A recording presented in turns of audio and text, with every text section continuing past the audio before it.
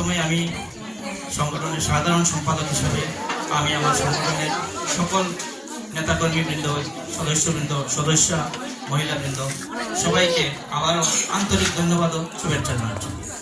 আমি না বললেই নয়, আমাদের আজকের এই অনুষ্ঠানকে সফল করার জন্য যে সকল বাবিরা আজকে বিভিন্ন ধরনের নাস্তা, পিঠা আইটেম নিয়ে আসছেন, প্রচুর নাস্তা এসেছে আমাদের, আমরা যেটা আশা করতে পারি। আমি প্রত্যেক বাবির নাম নিয়ে সময় স্থাপন করবো না। আমি সবাইকে, আমাদের এই সংগঠন যে লক্ষ্যে প্রতিষ্ঠা লাভ করছে, আজকে সেই সংগঠনের রেজিস্ট্রি হওয়ার পর থেকে আমরা 14 বছরে পারি। আমি অনুরোধ করব আমাদের সংগঠনের সম্মানিত উপদেষ্টা বীর মুক্তিযোদ্ধা জনাব বেলাল আহমেদ ভাই, আপনাকে মঞ্চে আসন গ্রহণ করার জন্য। বেলাল আহমেদ।